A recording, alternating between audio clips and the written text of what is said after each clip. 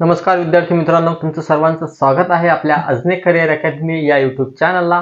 आजच्या व्हिडिओमध्ये आज आपण बघणार आहे की डिसेंबर महिन्यातलं अतिशय महत्त्वाचं करंट अफेअर की जे तुम्हाला एक्झाम मध्ये खूप इम्पॉर्टंट असणार आहे। तर या व्हिडिओमध्ये तुम्हाला फक्त वन लाइनर क्वेश्चन आपण घेणार आहोत। या वन लाइनर क्वेश्चन मध्ये जेवढेही महत्त्वाचे आपले चालू घडामोडीचे प्रश्न आलेले आहेत ते सर्वचे सर्व प्रश्न कव्हर करण्याचा प्रयत्न आपण या म्हणजे आजची तारीख आहे किती 14 डिसेंबर पर्यंतच्या ज्याही महत्त्वाच्या घडामोडी झाल्या असतील आपल्या डिसेंबर महिन्यामध्ये ते संपूर्ण कव्हर करण्याचा प्रयत्न करूया। यामध्ये तुम्हाला प्रश्न मिळणार आहे, प्रश्नासोबत 4 ऑप्शन। तर मी फक्त त्याचं योग्य उत्तर काय आहे ते सांगणार आहे आणि तुम्हाला ते काय करायचं आहे, टिक करायचं आहे।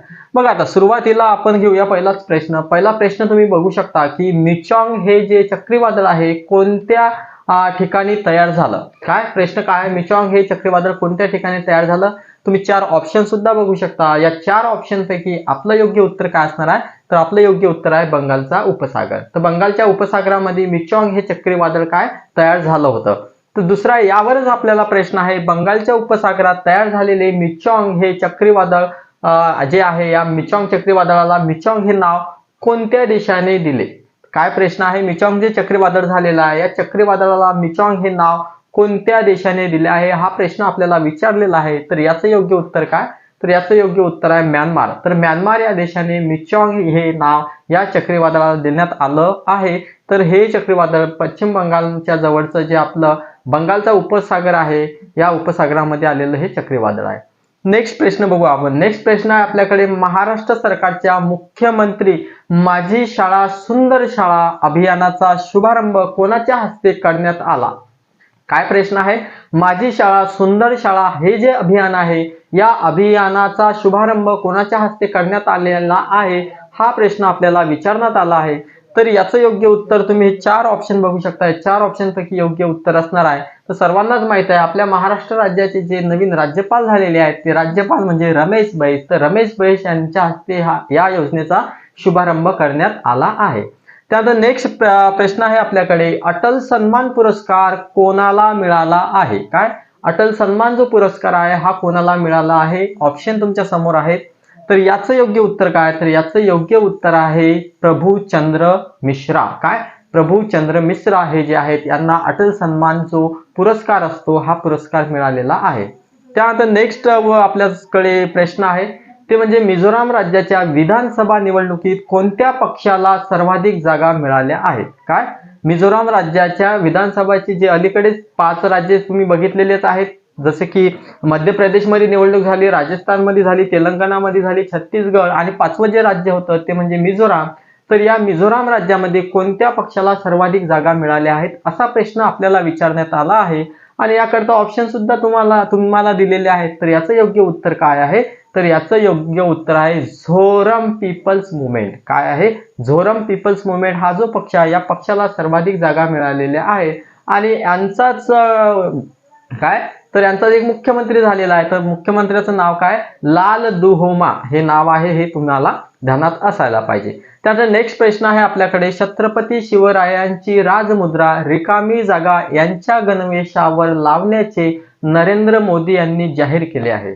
काय आहे, छत्रपती शिवाजी महाराजांची जी राजमुद्रा असते ही राजमुद्रा कोणाच्या गणवेशावर लावण्यासाठी नरेंद्र मोदी यांनी जाहीर केले आहे हा प्रश्न आपल्याला विचारण्यात आला आहे आणि तुमच्याकडे ऑप्शन आहेत। या ऑप्शन पैकी योग्य उत्तर तुम्हाला चूज करायचं आहे। तर याचं योग्य उत्तर काय आहे, तर याचं उत्तर आहे भारतीय नौदल। म्हणजे नौदलाच्या गणवेशावर काय येणार आहे, आता छत्रपती शिवाजी महाराजांची राजमुद्रा असणार आहे। त्यानंतर पुढचा प्रश्न बघूया आपण। पुढचा प्रश्न आहे आपल्याकडे, ध्वज दिन केव्हा साजरा केला जातो। काय ध्वज दिन केव्हा साजरा करण्यात येतो याकरता ऑप्शन तुमच्याकडे आहेत। तर याचं योग्य उत्तर काय, तर ऑप्शन आहे आपलं 7 डिसेंबर। तर 7 डिसेंबरला ध्वज दिन साजरा करण्यात येतो। त्यानंतर आपल्याला माहित असायला पाहिजे 4 डिसेंबरला नेव्ही दिवस असतो म्हणजे नौदल दिवस असतो। त्यानंतर सोबत माहित असायला पाहिजे 10 डिसेंबरला काय, तर जागतिक मानव हक्क जो असतो तो दिवस 10 डिसेंबर असतो। या गोष्टी आपल्याला माहित असणं आवश्यक असते। तर बघा आता नेक्स्ट प्रश्न आहे आपल्याकडे। प्रश्न असा आहे की महिला कैद्यांसाठी देशातील पहिले खुले कारागृह कुठे साकारण्यात येणार आहे। काय जे महिला असतात या महिला कैद्यांसाठी खुले कारागृह देशातील पहिले खुले कारागृह कुठे साकारण्यात येणार आहे असा प्रश्न आपल्याला विचारण्यात आला आहे. तर त्याचं योग्य उत्तर आहे येरवडा जेल. तर येरवडा जेल की जे पुण्यामध्ये आहे, या येरवडा जेलमध्ये काय असणार आहे किंवा या कारागृहामध्ये काय असणार आहे, महिलांसाठी महिला कैद्यांसाठी देशातले पहिले खुले कारागृह साकारण्याचा काय करण्यात आलेला आहे, बेत आखण्यात आलेला आहे किंवा ते साकारण्यात येणार आहे. नंतरचा प्रश्न आहे आपल्याकडे, केंद्रीय प्रदूषण मंडळाच्या अहवालानुसार काय, केंद्रीय प्रदूषण मंडळाच्या अहवालानुसार देशातील एकूण किती नद्या प्रदूषित आहेत. काय, देशातील एकूण किती नद्या प्रदूषित आहेत असा आपल्याला प्रश्न विचारण्यात आला आहे. तर कोणाच्या नुसार, केंद्रीय प्रदूषण मंडळाच्या नुसार, आपल्यानुसार नाही. तर आपल्यानुसार तर सगळ्याच नद्या प्रदूषित आहेत आणि सगळ्यात चांगल्या पण आहेत.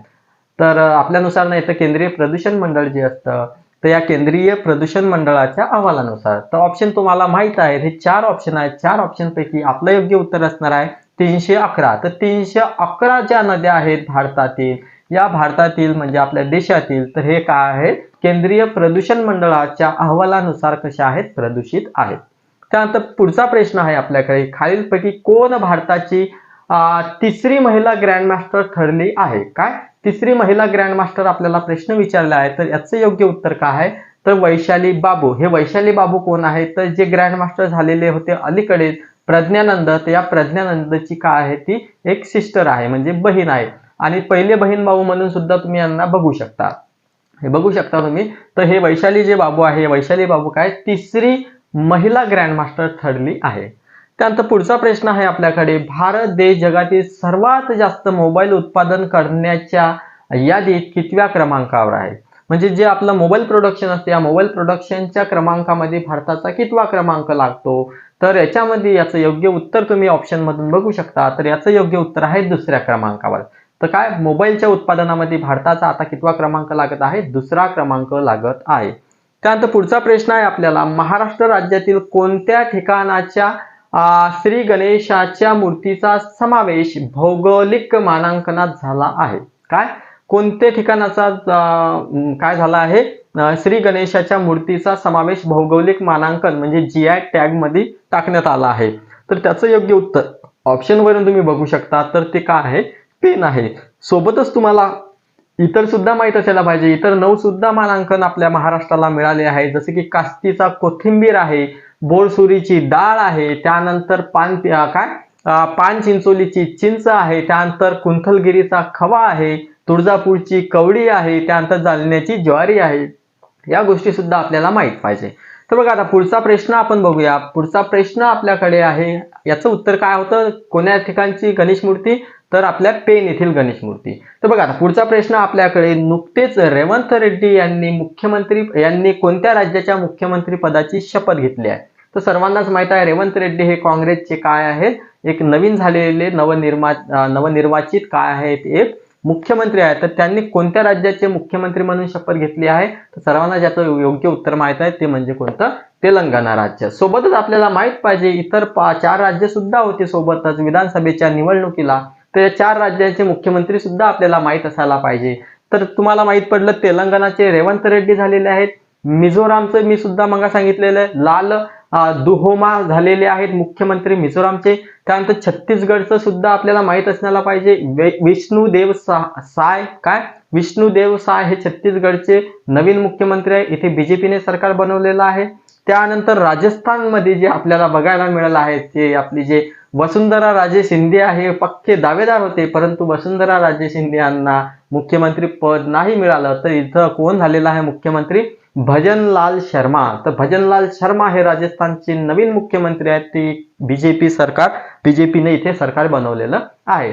सोबतच आपल्याला माहित पाहिजे मध्य प्रदेश. आता मध्य प्रदेश सर्वांच्या आवडता विषय आहे. मध्य प्रदेशचे अलीकडचे झालेले मुख्यमंत्री तुम्हाला माहित होतं शिवराज सिंग चौहान, की ज्याला सर्व मामा असे म्हणत होता. तर मामा आता घरी बसलेले आहे. तर मामाच्या ऐवजी आता कोण झालेला आहे मुख्यमंत्री मध्य प्रदेशमध्ये, तर मोहन यादव झालेले आहे. तर मामांना काय केलेलं आहे, पाहुणचार दिलेला आहे, मामांना घरी बसवलेला आहे आणि आता मामाच्या ऐवजी मोहन यादव काय आहेत, मध्य प्रदेश राज्याचे नवीन मुख्यमंत्री म्हणून त्यांनी पदभार स्वीकारलेला आहे.